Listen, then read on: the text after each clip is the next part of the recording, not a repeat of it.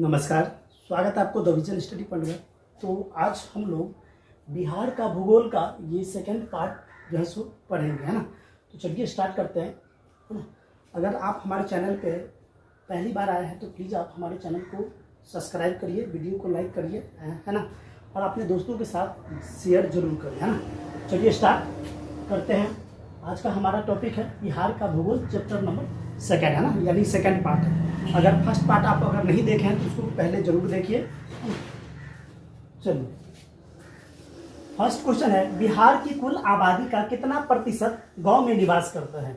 यानी बिहार की जो जनसंख्या है कितना प्रतिशत गांव में निवास करता है। तो 100 में से 88.3% यानी 88.3% जो लोग हैं वो गांव में निवास करते हैं, है ना, और बाद बाकी जो है बाहर रहते हैं, शहर में रहते हैं। सेकेंड क्वेश्चन है, किस जिले की जनसंख्या, है ना, किस जिले की जनसंख्या वृद्धि दर सबसे अधिक है ना, किस जिले की जनसंख्या वृद्धि दर सबसे अधिक है। तो ये है मधेपुरा। यहाँ पे जो वृद्धि दर है वो कितना है, 31.12% है ना। आपसे क्वेश्चन पूछा जाएंगे कि किस जिले की जनसंख्या वृद्धि दर सबसे अधिक है, तो कौन सा है, याद रखेगा मधेपुरा। दूसरा है, किस जिले की जनसंख्या वृद्धि दर सबसे कम है ना, याद रखना है सबसे कम है। सबसे ज्यादा किस जिले की है, तो मधेपुरा। सबसे कम किसकी है, तो ये गोपालगंज है। ठीक है, कितना है, तो 19.02% है। ठीक। चौथा है, सबसे अधिक जनसंख्या घनत्व वाला जिला कौन सा है। सबसे अधिक जनसंख्या घनत्व वाला जिला कौन सा है, तो ये है शिवहर।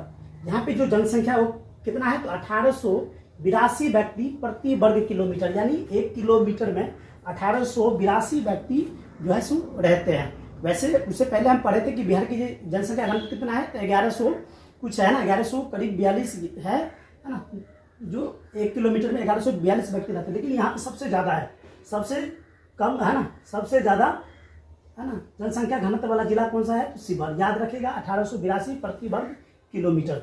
नेक्स्ट है, सबसे कम जनसंख्या घनत्व वाला जिला कौन सा है।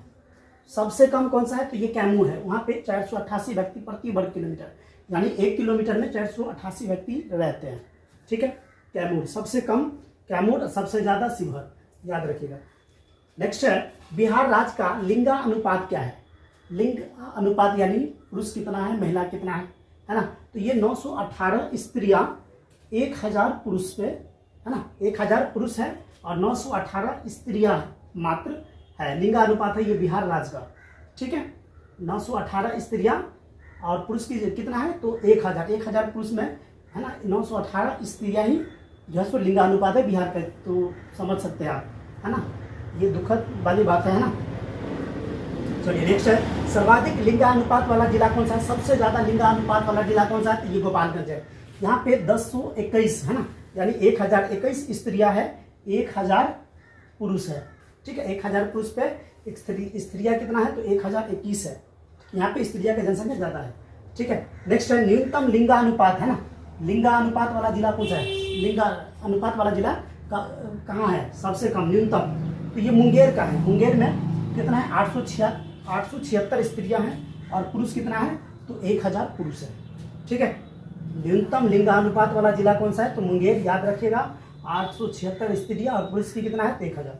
नेक्स्ट है, बिहार राज्य की साक्षरता दर क्या है। साक्षरता यानी पढ़ा लिखा, है ना, तो 100 में से 61.80% ही है। ये बहुत बड़ी एक तरह से, है ना, दुखद बढ़िया है ना, क्योंकि साक्षरता दर जितना रहेगा आगे, है ना, उतना बढ़िया है। बिहार राज्य का सबसे कम है ना, भारत में अगर देखा जाए तो सबसे कम कौन सी राज्य का है, तो बिहार राज्य का ही है ना। कितना है, 61.80%, जिसमें पुरुष की साक्षरता दर क्या है, 71 है ना, 20% है, और महिला के कितना है, 51.50% है।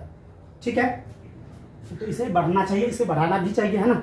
लोग जागरूक हो, है ना, लोग पढ़े, ठीक है, पढ़ाई के और आकर्षित हो। ठीक है, चलो नेक्स्ट है, बिहार में सर्वाधिक साक्षरता दर वाला जिला कौन सा है। सबसे ज्यादा पढ़ा लिखा बिहार में कौन सी जिला है, तो यह रोहतास। कितना है, तो 73.37% है ना, रोहतास के अंदर।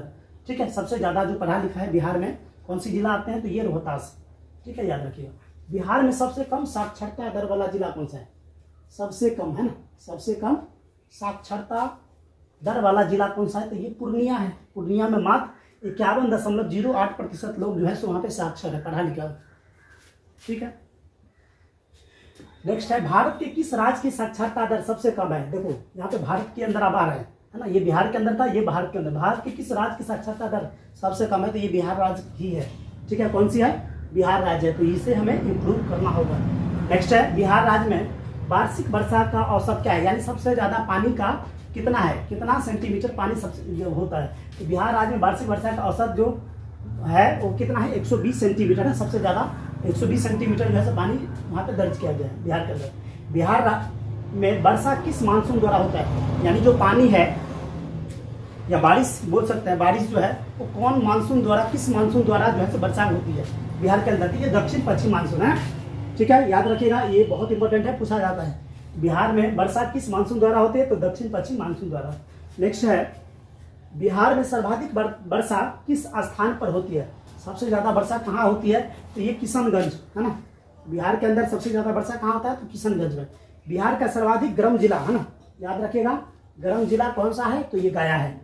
ठीक है, गया। नेक्स्ट है बिहार में सर्वाधिक ठंडा जिला कौन सा है, भाई ठंडा जिला कौन सा है, ये पश्चिमी चंपारण। ठीक है, पश्चिमी चंपारण क्या है, सबसे ठंडा जिला है। बिहार का सबसे ऊंचा शिखर कौन सा है, शिखर यानी कि पर्वत है ना, शिखर कौन सा है, तो ये है चंपारण का सामेश्वर श्रेणी है ना। बिहार का सबसे ऊंचा शिखर कौन सा है, तो सामेश्वर श्रेणी है ना। चंपारण का सामेश्वर श्रेणी कितना मीटर है, तो ये 875 मीटर है। 875 मीटर इसका ऊंचाई है। नेक्स्ट है, ये बहुत इंपॉर्टेंट है, लू क्या होता है, अभी देखते होंगे गर्मी के मौसम में है ना। तो देखिए प्रत्येक वर्ष मार्च से जून मध्य बिहार में धूल भरी गर्म हवा चलती है ना। मार्च से जून है ना, मार्च से जून मध्य बिहार में धूल भरी क्या चलती है, गर्म हवाएं चलती है, जिससे क्या कहते हैं, उसे ही लू कहा जाता है। ये बोलता है कि देखिए फलना आदमी जा रहा था, उसको लू हो गया ना, लू पकड़ लिया। ठीक है ना, यानी गर्मी के चक्कर से है ना ये लू हो जाता है, बहुत गर्मी रहता है, बहुत धूप रहता है जब जाते हैं उसमें, तो ये हो जाता है।